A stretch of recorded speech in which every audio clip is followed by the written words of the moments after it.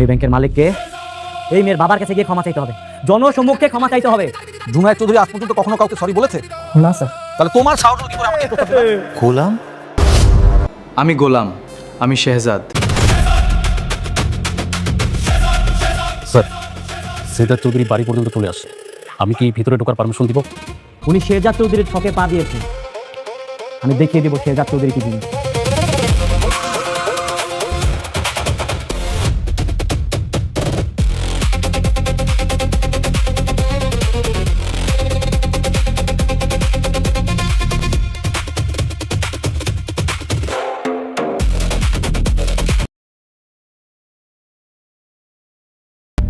আমি কি এতগুলো মানুষের সামনে সরি বলবো? জি, আপনি সবার সামনে ওনার কাছে ক্ষমা চাইবেন। প্রিয় দর্শক, দুনিয়া টাকার গোলাম 21 নাম্বার পর্বটি আপনাদের কেমন লেগেছে? দুনিয়া টাকার গোলাম এই নাটকটি একটি রহস্যময় নাটক। এই নাটকে দেখানো হয়েছে গোলাম এবং শেহজাদ দুজন একই ব্যক্তি, কিন্তু টুইস্টটা তো এখানেই। আসলে এরা দুজন যমজ ভাই। এই রহস্যগুলো সবার সামনে আসবে 22 নাম্বার পর্বে। আপনি যদি 22 নাম্বার পর্বে কি কি ঘটবে সম্পূর্ণ জানতে চান, তাহলে আজকের এই ভিডিওটি সম্পূর্ণ দেখতে থাকুন। আজকের ভিডিওতে আমি দুনিয়া টাকার গোলাম 21 নাম্বার পর্বটি রিভিউ করব এবং 22 নাম্বার পর্বে কি কি চমক থাকবে সেই সম্পর্কে বিস্তারিত আলোচনা করব। তাই ভিডিওটি সম্পূর্ণ দেখতে থাকুন।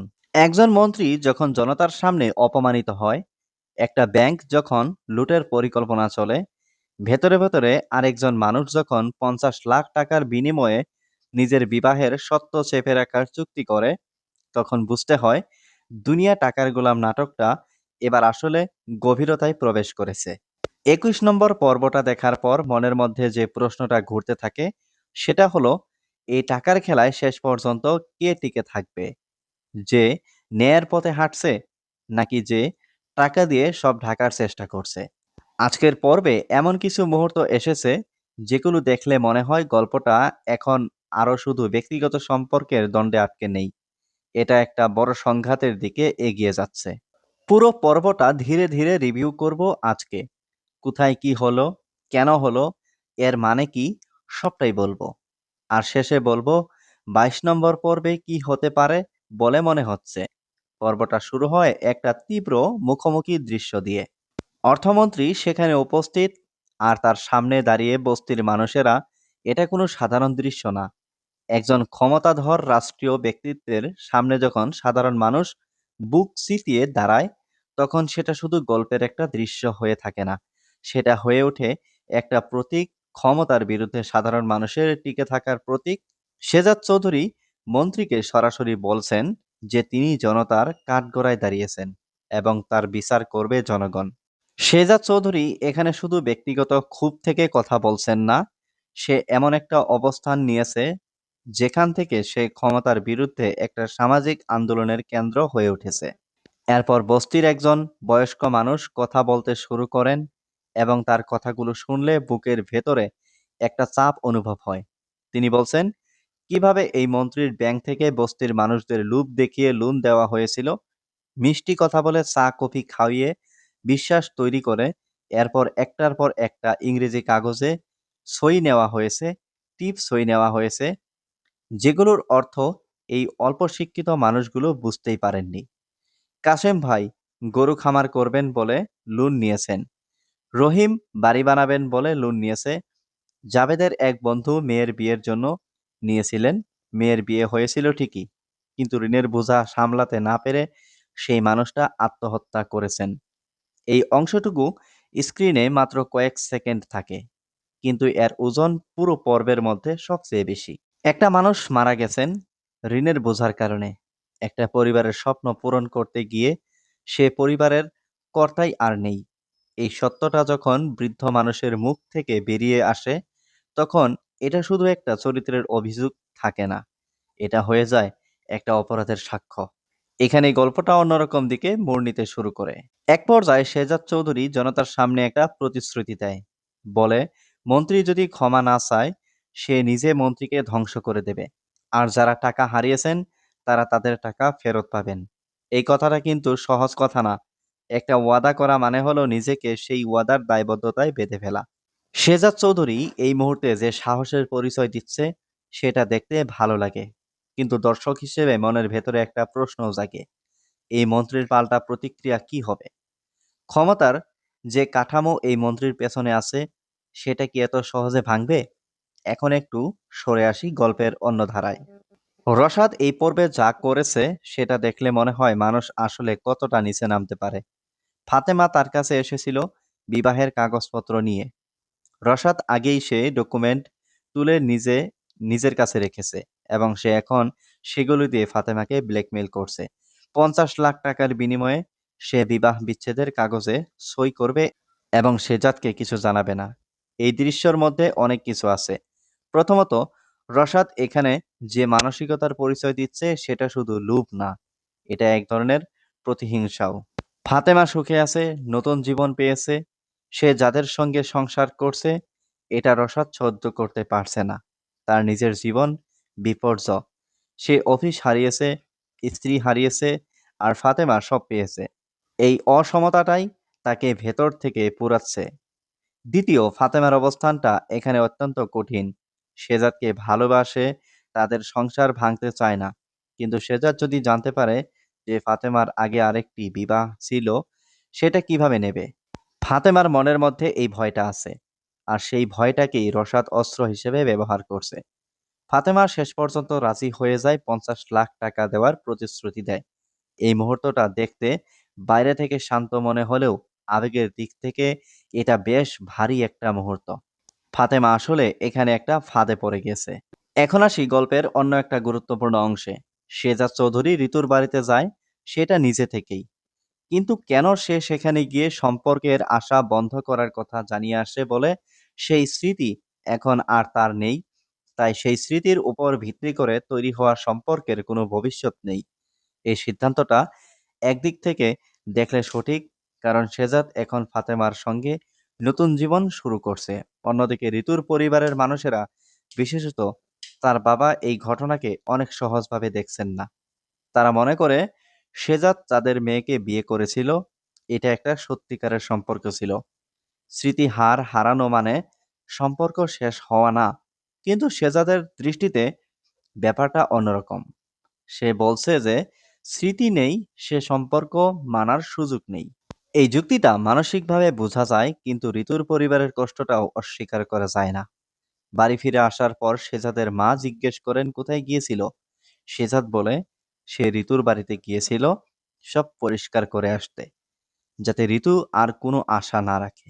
এই দৃশ্যে মায়ের চোখের স্বস্তি আর ছেলের শান্ত মুখে মিশ্রণটা দেখলে মনে হয় শেহজাদ এখন তার পরিবারের জন্য যা সঠিক মনে করেছে তাই করেছে।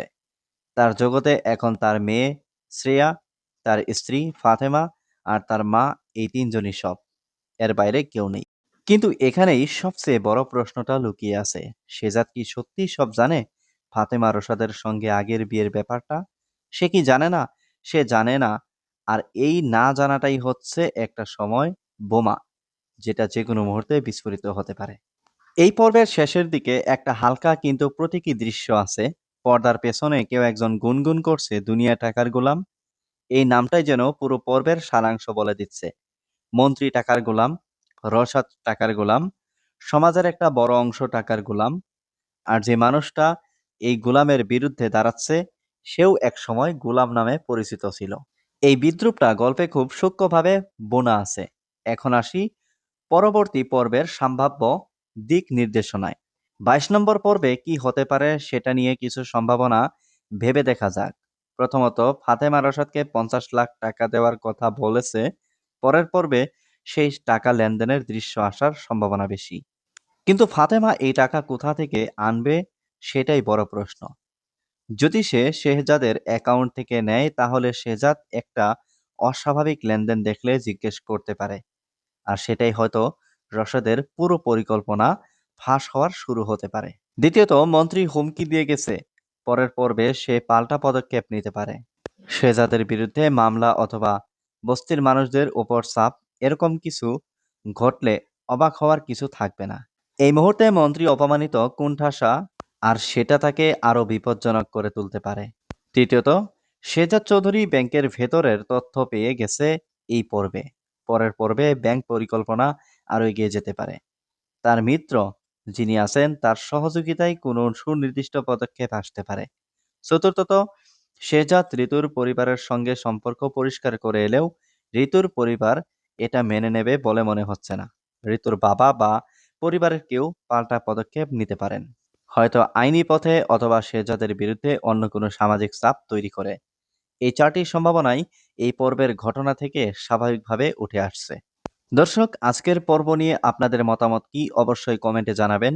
ভিডিওটি ভালো লাগলে একটি লাইক করবেন এবং চ্যানেলটি সাবস্ক্রাইব করে পাশে থাকা বেল আইকনটি অন করে রাখবেন। আবার দেখা হবে পরবর্তী পর্বের রিভিউ নিয়ে। প্রিয় দর্শক, দুনিয়া টাকার গোলাম 21 নম্বর পর্বটি আপনাদের কেমন লেগেছে? দুনিয়া টাকার গোলাম এই নাটকটি একটি রহস্যময় নাটক।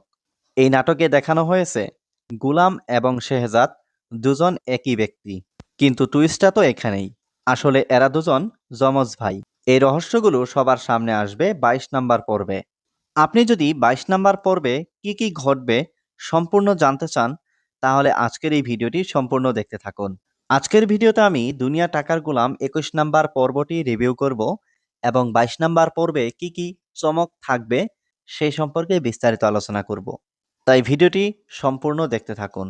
একজন মন্ত্রী যখন জনতার সামনে অপমানিত হয়, একটা ব্যাংক যখন লুটের পরিকল্পনা চলে, ভেতরে ভেতরে আরেকজন মানুষ যখন 50 লাখ টাকার বিনিময়ে নিজের বিবাহের সত্য চেপে রাখার চুক্তি করে, তখন বুঝতে হয় দুনিয়া টাকার গোলাম নাটকটা এবার আসলে গভীরতায় প্রবেশ করেছে। 21 নম্বর পর্বটা দেখার পর মনের মধ্যে যে প্রশ্নটা ঘুরতে থাকে সেটা হলো, এই টাকার খেলায় শেষ পর্যন্ত কে টিকে থাকবে?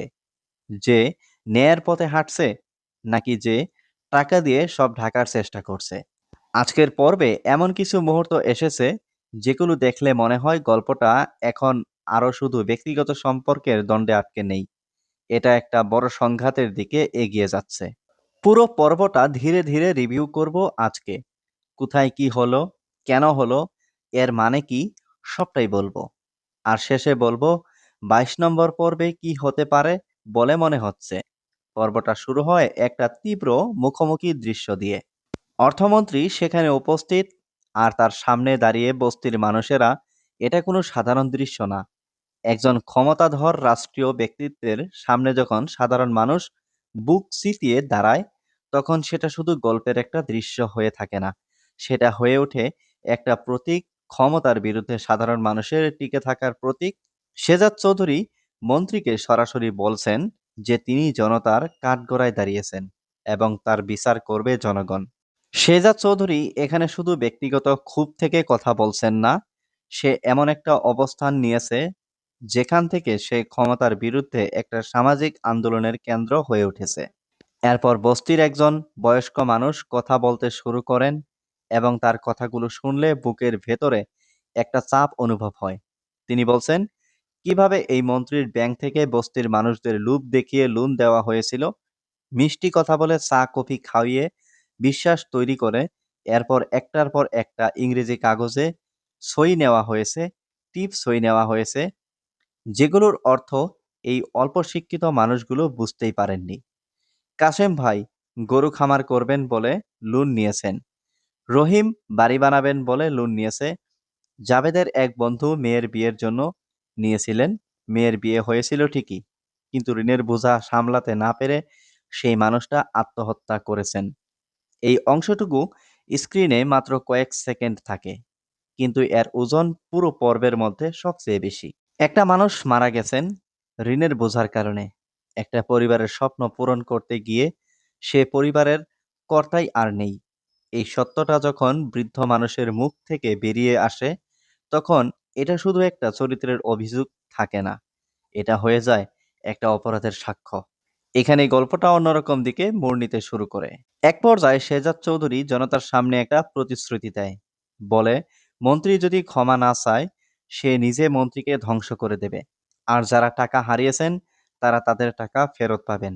এই কথাটা কিন্তু সহজ কথা না। একটা ওয়াদা করা মানে হলো নিজেকে সেই ওয়াদার দায়বদ্ধতায় বেঁধে ফেলা। শেহজাদ চৌধুরী এই মুহূর্তে যে সাহসের পরিচয় দিচ্ছে সেটা দেখতে ভালো লাগে, কিন্তু দর্শক হিসেবে মনের ভেতরে একটা প্রশ্ন জাগে, এই মন্ত্রীর পাল্টা প্রতিক্রিয়া কি হবে? ক্ষমতার যে কাঠামো এই মন্ত্রীর পেছনে আছে সেটা কি এত সহজে ভাঙবে? এখন একটু সরে আসি গল্পের অন্য ধারায়। রশাদ এই পর্বে যা করেছে সেটা দেখলে মনে হয় মানুষ আসলে কতটা নিচে নামতে পারে। ফাতেমা তার কাছে এসেছিল বিবাহের কাগজপত্র নিয়ে।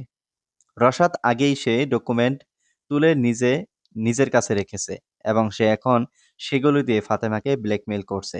৫০ লাখ টাকার বিনিময়ে সে বিবাহ বিচ্ছেদের কাগজে সই করবে এবং শেজাদকে কিছু জানাবে না।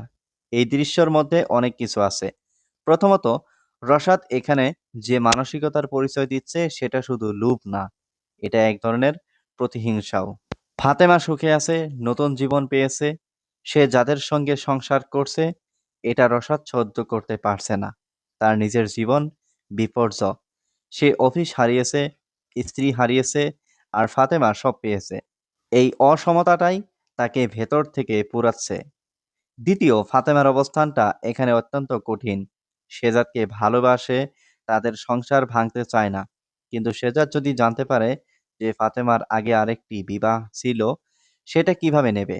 ফাতেমার মনের মধ্যে এই ভয়টা আছে, আর সেই ভয়টাকেই রশাদ অস্ত্র হিসেবে ব্যবহার করছে। ফাতেমা শেষ পর্যন্ত রাজি হয়ে যায়, ৫০ লাখ টাকা দেওয়ার প্রতিশ্রুতি দেয়। এই মুহূর্তটা দেখতে বাইরে থেকে শান্ত মনে হলেও আবেগের দিক থেকে এটা বেশ ভারী একটা মুহূর্ত। ফাতেমা আসলে এখানে একটা ফাঁদে পড়ে গেছে। এখন আসি গল্পের অন্য একটা গুরুত্বপূর্ণ অংশে। শেজাদ চৌধুরী ঋতুর বাড়িতে যায় সেটা নিজে থেকেই, কিন্তু কেন সে সেখানে গিয়ে সম্পর্কের আশা বন্ধ করার কথা জানিয়ে আসে বলে সেই স্মৃতি এখন আর তার নেই। তাই সেই স্মৃতির উপর ভিত্তি করে তৈরি হওয়া সম্পর্কের কোনো ভবিষ্যৎ নেই। এই সিদ্ধান্তটা একদিক থেকে দেখলে সঠিক, কারণ শেজাদ এখন ফাতেমার সঙ্গে নতুন জীবন শুরু করছে। অন্যদিকে ঋতুর পরিবারের মানুষেরা, বিশেষত তার বাবা, এই ঘটনাকে অনেক সহজভাবে দেখছেন না। তারা মনে করে শেজাদ তাদের মেয়েকে বিয়ে করেছিল, এটা একটা সত্যিকারের সম্পর্ক ছিল। স্মৃতি হারানো মানে সম্পর্ক শেষ হওয়া না। কিন্তু শেজাদের দৃষ্টিতে ব্যাপারটা অন্যরকম। সে বলছে যে স্মৃতি নেই, সে সম্পর্ক মানার সুযোগ নেই। এই যুক্তিটা মানসিকভাবে বোঝা যায়, কিন্তু ঋতুর পরিবারের কষ্টটাও অস্বীকার করা যায় না। বাড়ি ফিরে আসার পর শেজাদের মা জিজ্ঞেস করেন কোথায় গিয়েছিল। শেজাদ বলে সে ঋতুর বাড়িতে গিয়েছিল সব পরিষ্কার করে আসতে, যাতে ঋতু আর কোনো আশা না রাখে। এই দৃশ্যে মায়ের চোখের স্বস্তি আর ছেলের শান্ত মুখে মিশ্রণটা দেখলে মনে হয় শেজাদ এখন তার পরিবারের জন্য যা সঠিক মনে করেছে তাই করেছে। তার জগতে এখন তার মেয়ে শ্রেয়া, তার স্ত্রী ফাতেমা আর তার মা, এই তিনজনই সব। এর বাইরে কেউ নেই। কিন্তু এখানেই সবচেয়ে বড় প্রশ্নটা লুকিয়ে আছে। শেজাদ কি সত্যি সব জানে? ফাতেমা রশাদের সঙ্গে আগের বিয়ের ব্যাপারটা সে কি জানে না? সে জানে না। আর এই না জানাটাই হচ্ছে একটা সময় বোমা, যেটা যে কোনো মুহূর্তে বিস্ফোরিত হতে পারে। এই পর্বের শেষের দিকে একটা হালকা কিন্তু প্রতীকী দৃশ্য আছে। পর্দার পেছনে কেউ একজন গুনগুন করছে দুনিয়া টাকার গোলাম। এই নামটাই যেন পুরো পর্বের সারাংশ বলে দিচ্ছে। মন্ত্রী টাকার গোলাম, রশাদ টাকার গোলাম, সমাজের একটা বড় অংশ টাকার গোলাম। আর যে মানুষটা এই গোলামের বিরুদ্ধে দাঁড়াচ্ছে সেও একসময় গোলাম নামে পরিচিত ছিল। এই বিদ্রূপটা গল্পে খুব সূক্ষ্মভাবে বোনা আছে। এখন আসি পরবর্তী পর্বের সম্ভাব্য দিক নির্দেশনায়। ২২ নম্বর পর্বে কি হতে পারে সেটা নিয়ে কিছু সম্ভাবনা ভেবে দেখা যাক। প্রথমত, ফাতেমা রশাদকে ৫০ লাখ টাকা দেওয়ার কথা বলেছে। পরের পর্বে সেই টাকা লেনদেনের দৃশ্য আসার সম্ভাবনা বেশি। কিন্তু ফাতেমা এই টাকা কোথা থেকে আনবে সেটাই বড় প্রশ্ন। যদি সে শেহজাদের অ্যাকাউন্ট থেকে নেয়, তাহলে শেহজাদ একটা অস্বাভাবিক লেনদেন দেখলে জিজ্ঞেস করতে পারে, আর সেটাই হয়তো রশাদের পুরো পরিকল্পনা ফাঁস হওয়ার শুরু হতে পারে। দ্বিতীয়ত, মন্ত্রী হুমকি দিয়ে গেছে, পরের পর্বে সে পাল্টা পদক্ষেপ নিতে পারে। শেহজাদের বিরুদ্ধে মামলা অথবা বস্তির মানুষদের উপর চাপ, এরকম কিছু ঘটলে অবাক হওয়ার কিছু থাকবে না। এই মুহূর্তে মন্ত্রী অপমানিত, কুণ্ঠাসা, আর সেটা তাকে আরো বিপজ্জনক করে তুলতে পারে। তৃতীয়ত, শেহজাদ চৌধুরী ব্যাংকের ভেতরের তথ্য পেয়ে গেছে এই পর্বে। পরের পর্বে ব্যাংক পরিকল্পনা আরো এগিয়ে যেতে পারে। তার মিত্র যিনি আছেন তার সহযোগিতায় কোনো সুনির্দিষ্ট পদক্ষেপ আসতে পারে। চতুর্থত, শেহজাদ ঋতুর পরিবারের সঙ্গে সম্পর্ক পরিষ্কার করে এলেও ঋতুর পরিবার এটা মেনে নেবে বলে মনে হচ্ছে না। ঋতুর বাবা বা পরিবারের কেউ পাল্টা পদক্ষেপ নিতে পারেন, হয়তো আইনি পথে অথবা শেহজাদের বিরুদ্ধে অন্য কোনো সামাজিক চাপ তৈরি করে। এই চারটি সম্ভাবনাই এই পর্বের ঘটনা থেকে স্বাভাবিকভাবে উঠে আসছে। দর্শক, আজকের পর্ব নিয়ে আপনাদের মতামত কি অবশ্যই কমেন্টে জানাবেন। ভিডিওটি ভালো লাগলে একটি লাইক করবেন এবং চ্যানেলটি সাবস্ক্রাইব করে পাশে থাকা বেল আইকনটি অন করে রাখবেন। আবার দেখা হবে পরবর্তী পর্বের রিভিউ নিয়ে। প্রিয় দর্শক, দুনিয়া টাকার গোলাম 21 নম্বর পর্বটি আপনাদের কেমন লেগেছে? দুনিয়া টাকার গোলাম এই নাটকটি একটি রহস্যময় নাটক। এই নাটকে দেখানো হয়েছে গুলাম এবং শেহজাদ দুজন একই ব্যক্তি, কিন্তু টুইস্টটা তো এখানেই। আসলে এরা দুজন যমজ ভাই। এই রহস্যগুলো সবার সামনে আসবে 22 নম্বর পর্বে। আপনি যদি 22 নম্বর পর্বে কি কি ঘটবে সম্পূর্ণ জানতে চান, তাহলে আজকের এই ভিডিওটি সম্পূর্ণ দেখতে থাকুন। আজকের ভিডিওতে আমি দুনিয়া টাকার গোলাম 21 নম্বর পর্বটি রিভিউ করব এবং 22 নম্বর পর্বে কি কি চমক থাকবে সেই সম্পর্কে বিস্তারিত আলোচনা করব। তাই ভিডিওটি সম্পূর্ণ দেখতে থাকুন। একজন মন্ত্রী যখন জনতার সামনে অপমানিত হয়, একটা ব্যাংক যখন লুটের পরিকল্পনা চলে, ভেতরে ভেতরে আরেকজন মানুষ যখন 50 লাখ টাকার বিনিময়ে নিজের বিবাহের সত্য চেপে রাখার চুক্তি করে, তখন বুঝতে হয় দুনিয়া টাকার গোলাম নাটকটা এবার আসলে গভীরতায় প্রবেশ করেছে।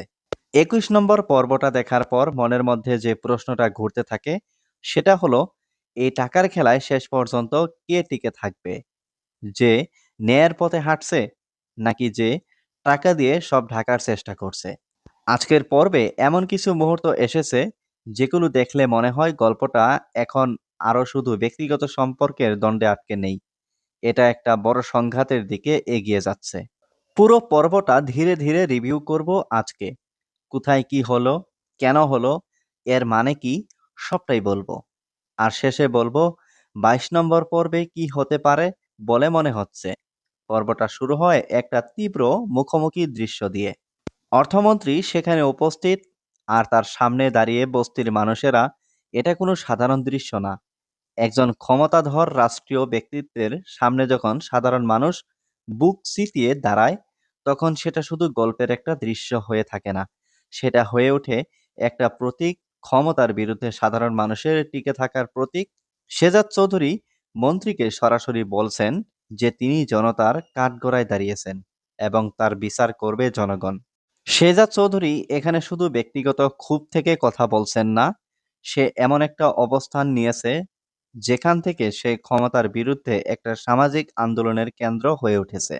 এরপর বস্তির একজন বয়স্ক মানুষ কথা বলতে শুরু করেন এবং তার কথাগুলো শুনলে বুকের ভেতরে একটা চাপ অনুভব হয়।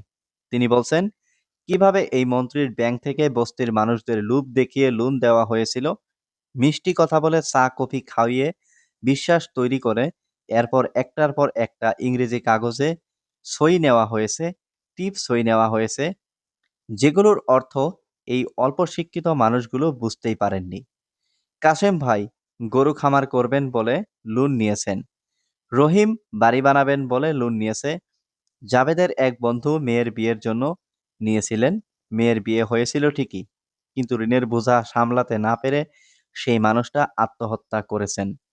এই অংশটুকু স্ক্রিনে মাত্র কয়েক সেকেন্ড থাকে, কিন্তু এর ওজন পুরো পর্বের মধ্যে সবচেয়ে বেশি। একটা মানুষ মারা গেছেন ঋণের বোঝার কারণে। একটা পরিবারের স্বপ্ন পূরণ করতে গিয়ে সে পরিবারের কর্তাই আর নেই।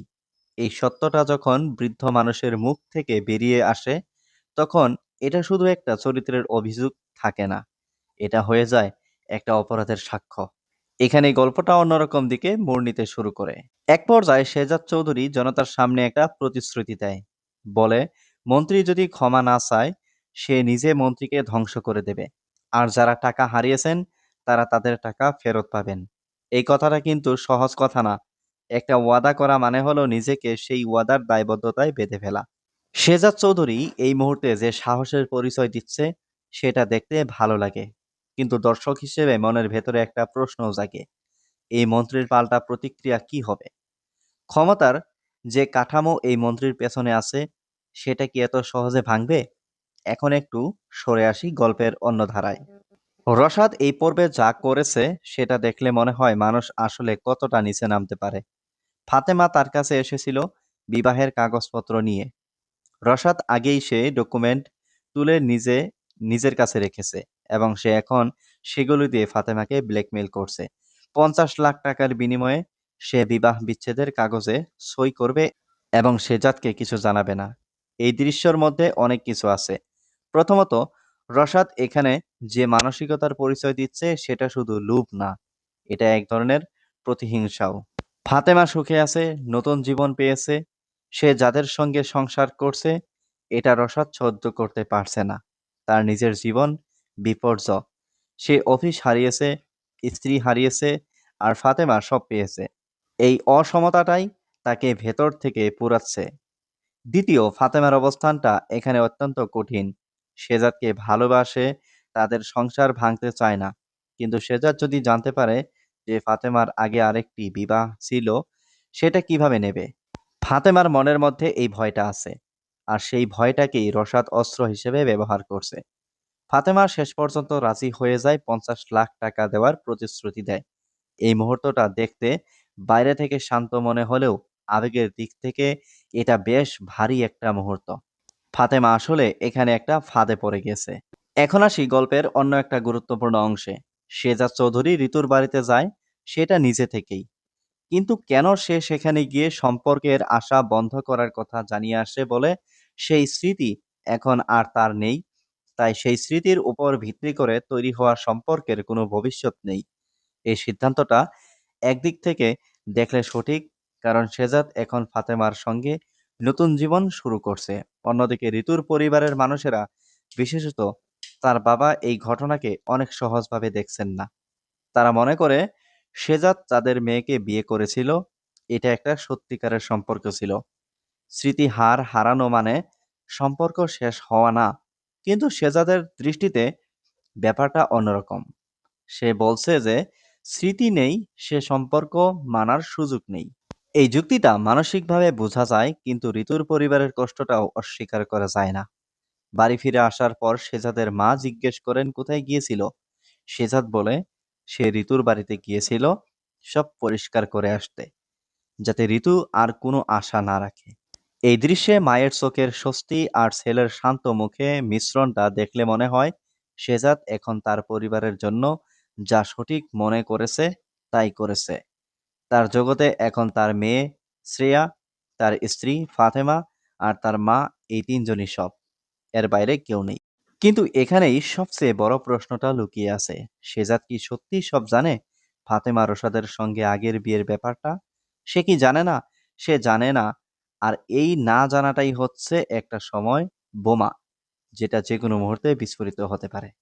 এই পর্বের শেষের দিকে একটা হালকা কিন্তু প্রতীকী দৃশ্য আছে। পর্দার পেছনে কেউ একজন গুনগুন করছে দুনিয়া টাকার গোলাম। এই নামটাই যেন পুরো পর্বের সারাংশ বলে দিচ্ছে।